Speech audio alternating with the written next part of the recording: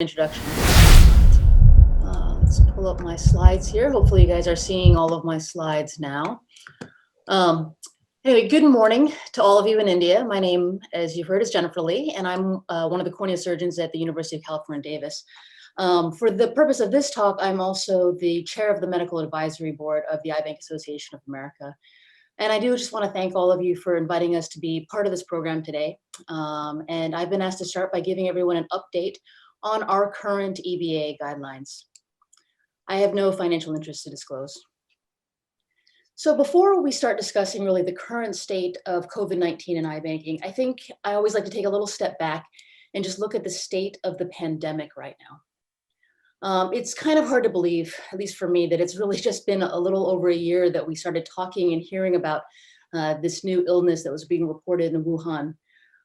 It feels like we've lived maybe several lifetimes since then, even though we've spent most of it sitting at home, distancing ourselves from everyone else. And the truth is, I've been giving these updates on COVID-19 and eye bank since very early on in the pandemic. And I update this particular slide each time. And each time I do it, I'm sort of reminded of the incredible impact this pandemic has had on our country and on our world. But I will say, for the first time that I've given this type of presentation, this slide is showing a decreasing number of cases being reported in the US. And worldwide, you can see that the number of cases is trending down, although obviously there's still many hotspots around the world and places where the pandemic continues to be a big concern. But it's starting maybe to feel a little bit like there's a light at the end of the tunnel, with multiple vaccines now available. On average in the US, 1.5 million Americans are getting a shot daily, with 13% having received at least one dose and 5% of Americans fully vaccinated. Obviously, we have a long way to go. The bigger problem, of course, is the issue of worldwide vaccination, with huge disparities in access to COVID vaccines. Wealthier nations are reserving so many doses that other nations are unable to secure enough for their own people. So we really do have a long way to go, not just in the battle against this pandemic, but in the battle against health disparities around the globe. In this past year, however, the thing that we have all learned a lot about is COVID-19. I'm just going to give a really brief overview of what we know about the ocular involvement for COVID-19. By now, we're all aware that there can be some ocular involvement for COVID-19. Numerous studies have shown SARS-CoV-2 can be associated with a follicular conjunctivitis, and up to about 30% of patients may develop some form of ocular manifestation. In general, however, it seems as these patients have a normal visual acuity without corneal lesions, pseudomembranes, or anterior chamber inflammation. The rate for a positive SARS-CoV-2 PCR from conjunctival samples ranges anywhere from 0 to about 7% in the literature. In most cases, positive conjunctival swabs are seen in patients with conjunctival symptoms, although not all patients with conjunctival symptoms had detectable virus in the tears. Additionally, infectious virus has been cultured from an ocular swab in one case report. The onset for COVID-19 and ocular symptoms is highly variable. In some cases, the ocular symptoms can be a presenting sign of COVID-19. While in other cases, it seems to develop as a later sign in patients with more severe disease. SARS-CoV-2 RNA has also been, again, detected in conjunctival swabs and tear samples, with positive detection as late as 27 days after the initial symptom onset. And recently, there have also been multiple case reports on intraocular involvement, including vitritis, panuveitis, optic neuritis, retinitis, and retinal lesions involving both the inner and outer retinal layers. So really, in light of what we now know about COVID-19 and how it can affect the eye, the question for us as eye bankers is, what implication does this have on donor corneal tissue? And this is ultimately what we would all like to know. I'm not going to go into to talk at length about this. I think Dr. Ho will be addressing his research on this area of SARS-CoV-2 shortly.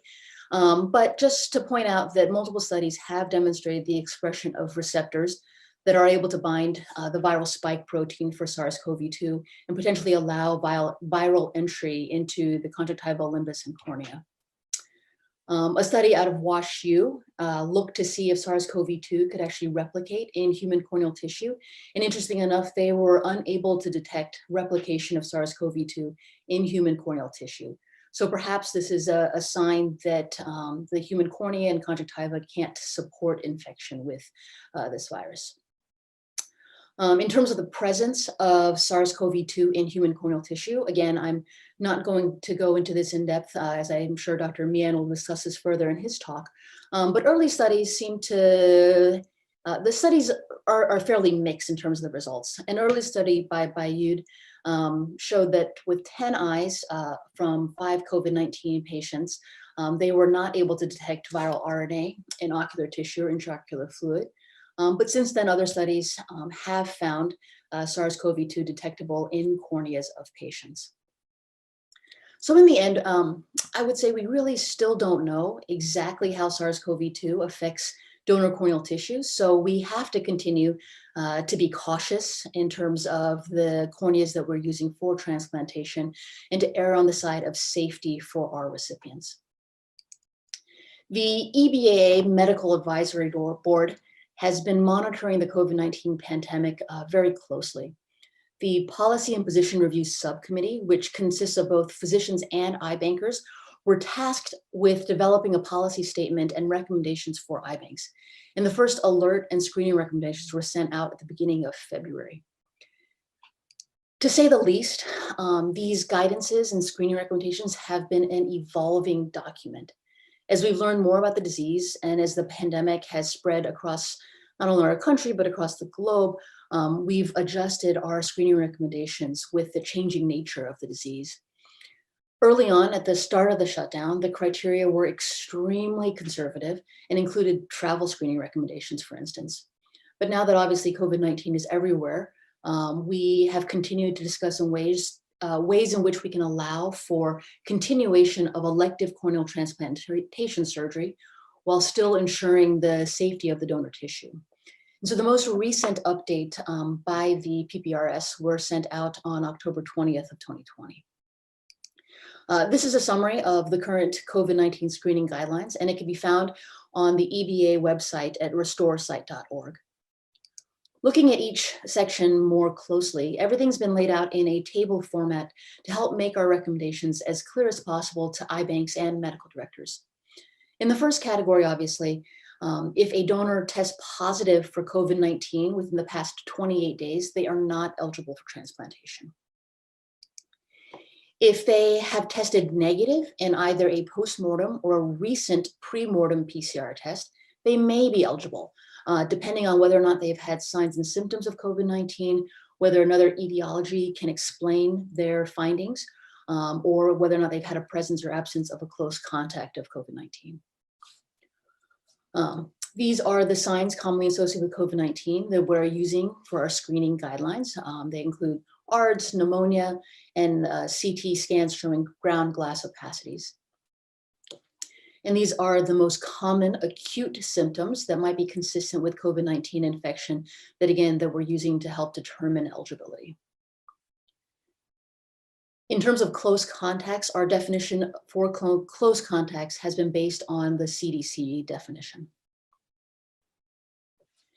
And finally, if a donor did not have a PCR test performed for SARS-CoV-2, it is still possible for them to be considered eligible for donation if they had no other signs or symptoms of COVID-19 or no other close contacts for COVID-19.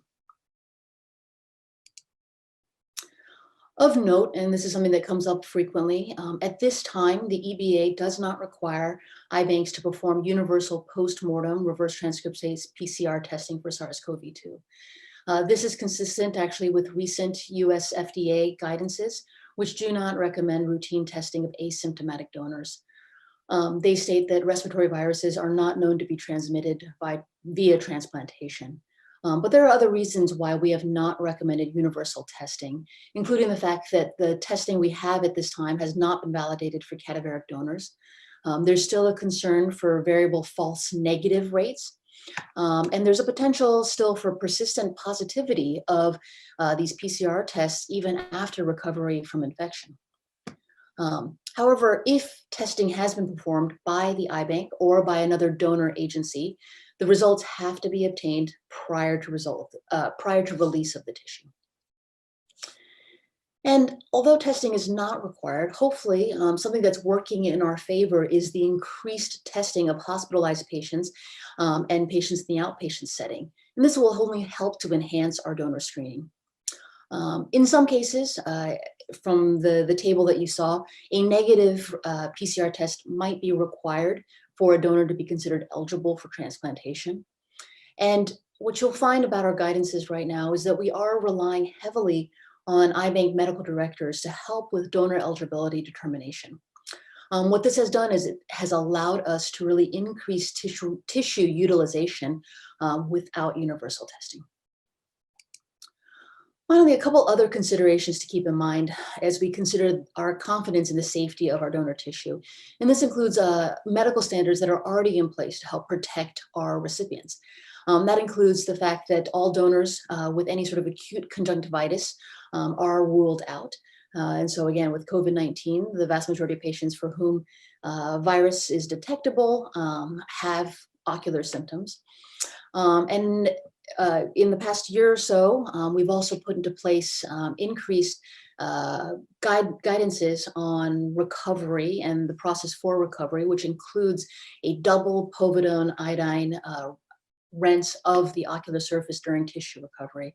Povidone iodine has been shown to have virucidal activity against coronaviruses SARS and MERS in vitro. So hopefully this double rinse technique is helping with microbial inactivation on the donor ocular surface. Finally, it goes without saying that COVID-19 has had a huge impact on iBanking and the donor pool. The EBAA has been conducting a survey of US iBanks monthly during the shutdown and now during sort of the reopening phase. And what we see here is that in March and April, there were virtually no corneal transplantation surgeries being performed except in the case of emergencies. Fortunately, domestically in the US, things have been back up in May and June of last year. And many iBanks have been able to recover to about 80 to 85% of their pre-COVID volume during that period. But what you see, of course, is that international tissue placement continues to lag significantly. Ultimately, there's still a lot that we don't know about SARS-CoV-2 and the impact on corneal donor tissue and transplantation. Fortunately, there have not been any reported cases of any coronavirus transmission, whether that's SARS-CoV-2 or SARS or MERS, via transplantation of ocular tissue now or in the past. And again, the FDA does not consider respiratory illnesses to be a relevant communicable disease. In the US, we do know of 8 reported instances in which corneal tissue from infected donors were inadvertently transplanted. In each of these cases, post-mortem testing was performed by a tissue recovering agency, unbeknownst to the iBank. Fortunately, to date, the graft outcomes have been successful in all of these cases, and the recipients did not develop COVID-19 during the early postoperative period. So in summary, the EBAA and its member iBanks are working really hard to maintain the safety of the donor tissue. And we continue to monitor the situation closely and update our recommendations as new information becomes available. Again, we are attempting to balance not just the safety of the donor pool, but also the needs of our recipients and our surgeons. And ultimately, more research is needed to really understand the true risk of transmission via transplantation of corneal tissue. Thank you so much.